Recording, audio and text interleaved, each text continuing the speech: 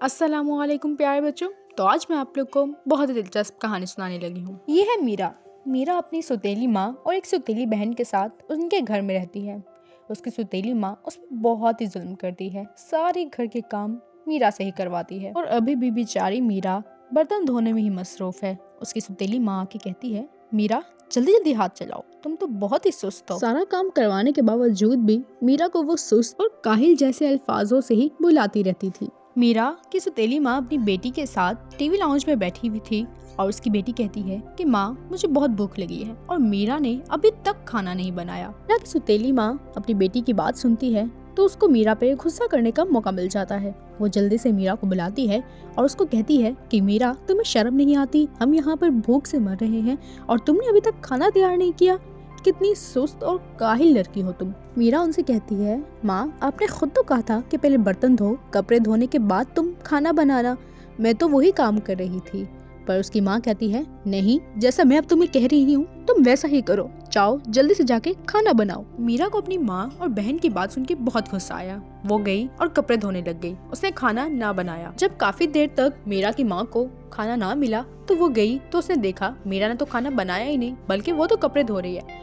उसने मीरा को सही बेइज्जत किया और मीरा को मारा भी और काफी मारने के बाद वहाँ से चली गई। अगले दिन मीरा की सौतेली बहन लेजा ने उसको अपने रूम में बुलाया और कहा कि जल्दी से मेरा कमरा साफ कर दो। फिर मीरा ने लेजा का रूम साफ करने से साफ साफ इनकार कर दिया क्योंकि उसको लेजा बिल्कुल भी पसंद नहीं थी और वो उसका कोई काम नहीं करना चाहती थी। लेजा को मीरा पर बहुत गुस्सा आया। वो गुस्से में अपनी माँ के पास गई और कहने लगी, माँ मीरा ने मुझे बहुत मारा है, उसने मुझे थप्पड़ भी मारे हैं और उसने मेरे साथ बहुत बदतमीजी की है, प्लीज आप मीरा को घर से निकाल दें। मीरा की सौतेली माँ को तो बस मौका चाहिए था कि वो मीरा को फौरन से घर से निकाले।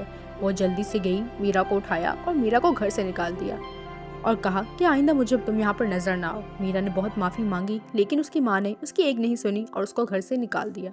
काफी रात हो गई थी, मीरा के पास कोई और जगह नहीं थी, इसलिए वो पार्क में आके बैठ गई। जब वो काफी देर वहाँ पे बैठी रही, रोती रही, तो वहाँ पर एक परी आ गई।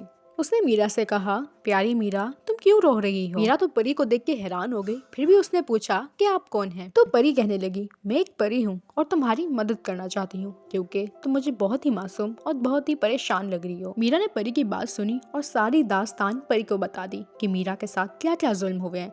परी ने उसकी बात सुनी और कहा कि तुम मेरे साथ चलो। फिर मीरा परी के साथ चली गई। परी उसको बहुत ही शानदार घर में ले गई। वो काफी बड़ा घर था और फिर परी उसे कहने लगी कि ये आज से तुम्हारा घर है। मीरा देख के काफी खुश हो गई और परी ने उसको कहा कि अगर तुम्हें मेरी जरूरत हो तो तुम 3 बार ताली बजाना, मैं हाजिर हो जाऊंगी। ये कह के परी वहाँ से चली गई और मीरा अपने घर में खुशी खुशी रहने लगी। दूसरी तरफ मीरा की सौतेली बहन लेजा बहुत ही बदतमीज थी। वो तो अपनी माँ से भी बहुत बदतमीजी करने लग गई थी और अपनी माँ से ही घर का सारा काम, खाना बनवाती।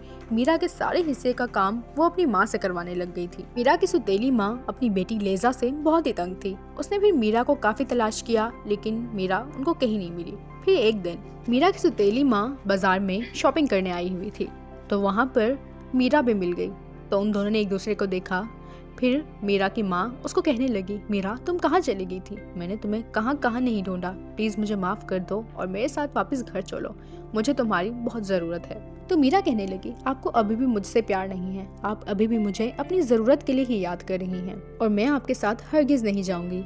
तो फिर उसकी माँ पूछने लगी कि तुम ऐसे इतनी अमीर कैसे हो गई? फिर मीरा कहने लगी, ये एक राज है जो मैं आपको कभी नहीं बताऊंगी। ये कह के मीरा वहाँ से चली गई। अब मीरा अपनी जिंदगी में बहुत ही खुश थी लेकिन उसकी सौतेली माँ अपनी जिंदगी से उतनी ही नाखुश थी। तो प्यारे बच्चों, हमें इस कहानी से ये सबक मिलता है, जैसा करोगे वैसा ही भरोगे। कहानी पसंद आए तो सब्सक्राइब कर दीजिएगा। अल्लाह हाफ़िज़।